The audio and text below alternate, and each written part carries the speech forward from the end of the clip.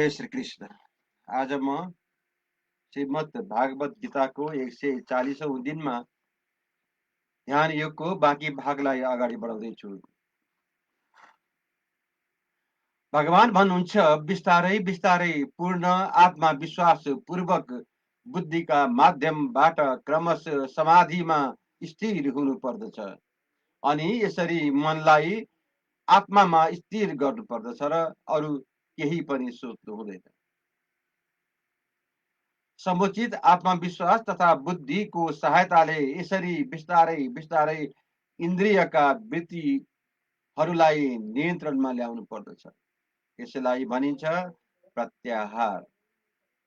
आत्मविश्वास, ध्यान तथा इन्द्रिय निवृत्तिद्वारा मनलाई बसमा राखेर समाधिमा स्थिर हुनु पर्दछ। त्यस अवस्थामा देहात्म बुद्धिबाट प्रभावित हुने कुनै खतरा रहँदैन। अर्को वाक्यमा भन्ने हो भने, जबसम्म यो भौतिक शरीर रहन्छ तबसम्म मानिसलाई भोग्य पदार्थतिर संलग्न हुनै पर्छ। तापनि उसले केवल इन्द्रिय तृप्तिका विषयमा मात्र सोच्नु हुँदैन।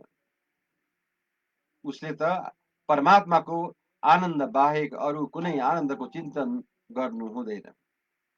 कृष्ण भावनामृतको प्रत्यक्ष अभ्यास गर्नाले यो स्थितिलाई सहजै प्राप्त गर्न सकिन्छ।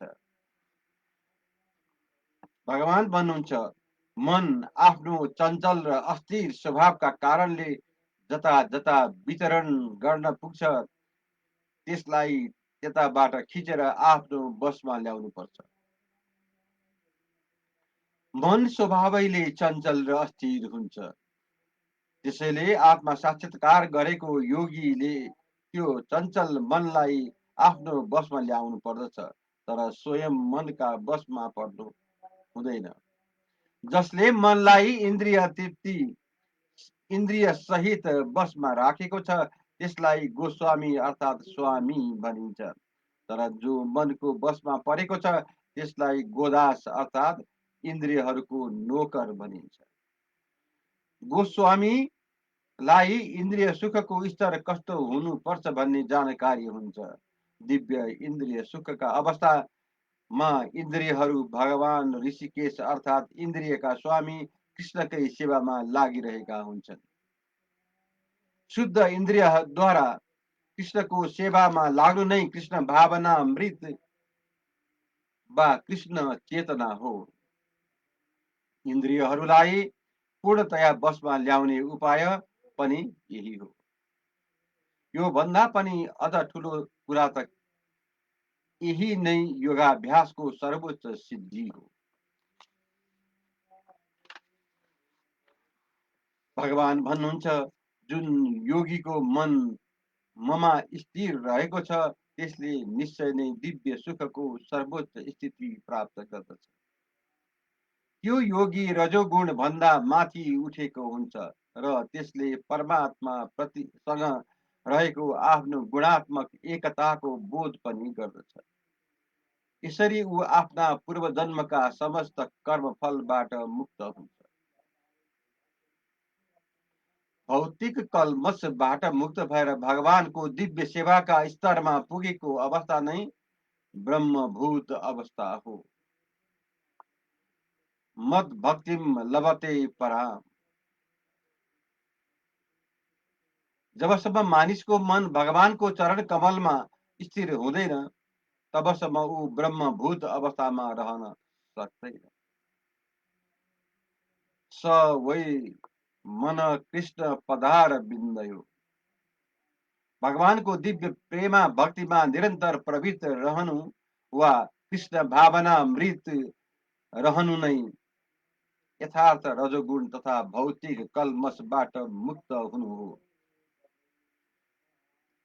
भगवान भन्नुहुन्छ, यसरी निरन्तर योगाभ्यासमा लागिरहने आत्मा संयमी योगी ने समस्त भौतिक कल्मशबाट मुक्त भई भगवानको दिव्य प्रेमा भक्तिमा रहेर परिपूर्ण सुखको सर्वोच्च अवस्था पाउन सफल हुन्छ। भगवानसँग सम्बन्धित आफ्नो मौलिक रूपको जानकारी प्राप्त गर्नु नै आत्मा साक्षात्कारको तात्पर्य हो। जीव भगवानको अंश हो र भगवानको दिव्य सेवामा लागिरहनु नै उसको स्वरूपण हो। ब्रह्मसँगको यो दिव्य सान्निध्य नै ब्रह्म स्पर्श कहलाउँछ। भगवान भन्नुहुन्छ, वास्तविक योगीले समस्त जीवहरूमा मलाई देख्छ र ममा नै समस्त जीवहरूलाई देख्छ। स्वरूप सिद्ध व्यक्तिले निसन्देह मलाई नै सर्वत्र विद्यमान परमेश्वरका रूपमा देख्दछ। कृष्ण भावना भावित योगी पूर्ण द्रष्टा हुन्छ, किनभने उसले परब्रह्म कृष्णलाई हरेक प्राणीका हृदयमा रहेर परमात्माका रूपमा देख्ने गर्दछ। ईश्वर सर्वभूतानां उद्देश्यर्जुन तिष्ठति। चाहे कुकुर होस् या ब्राह्मण, भगवान त दुवैका हृदयमा परमात्मा रूपले रहनुहुन्छ। भगवान सधैँ दिव्य हुनुहुन्छ, तथा कुकुर र ब्राह्मणका हृदयमा उपस्थित रहे पनि उहाँ भौतिकताबाट प्रभावित हुनुहुन्न भन्ने कुरा एउटा पूर्ण योगीले राम्रोसँग बुझेको हुन्छ। यही हो भगवानको परम निरपेक्षता। आत्मा पनि प्रत्येक जीवका हृदयमा निवास गर्छ, तर त्यो एकै साथ समस्त हृदयहरूमा सर्वव्यापी भएर बस्न सक्दैन। आत्मा र परमात्मामा यही अन्तर छ। जो वास्तविक रूपमा योगाभ्यासी होइन, त्यसले यो तथ्यलाई स्पष्ट देख्न सक्दैन। एउटा कृष्ण भावना भावित व्यक्तिको मात्र कृष्णलाई आस्तिक र नास्तिक दुवैका हृदयमा देख्न सक्दछ। स्मृतिमा यसको पुष्टि गर्दै भनिएको छ, आत्मतत्त्वाच्च मातृत्वाच्च आत्मा हि परमो हरि। भगवान सबै प्राणीहरूका मूल स्रोत हुनुहुन्छ। उहाँ आमा सरह तथा पालनकर्ता सरह हुनुहुन्छ। जसरी आमाले आफ्ना विभिन्न छोराछोरीहरूप्रति समभाग राख्नुहुन्छ, त्यसै गरी परमपिता या माताले पनि सबैप्रति समभाव राख्नुहुन्छ।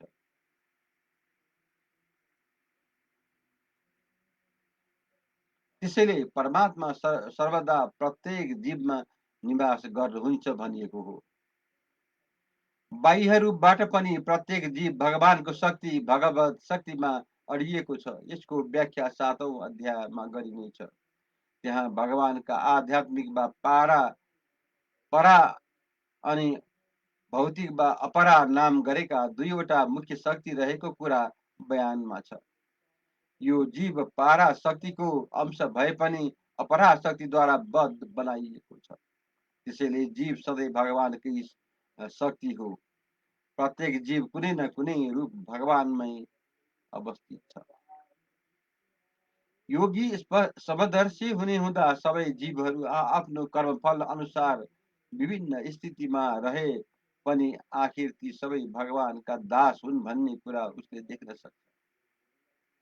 भौतिक शक्तिका अधीनमा हुँदा जीवले भौतिक इन्द्रियहरूको सेवा गर्छ भने आध्यात्मिक शक्तिमा हुँदा ऊ साक्षात परमेश्वरको सेवा गर्नुपर्छ। तसर्थ प्रत्येक अवस्थामा जीव ईश्वरकै दास हो। कृष्ण भावना भावित व्यक्तिमा यो समदृष्टिले पूर्णतया प्राप्त गरेको हुन्छ।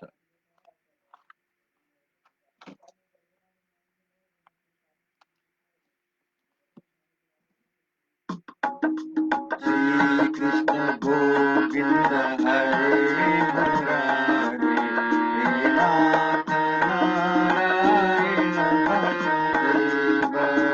श्री कृष्ण गोविंद हरे मुरारे, हे नाथ नारायण वासुदेव। एकनाथ स्वामी सखा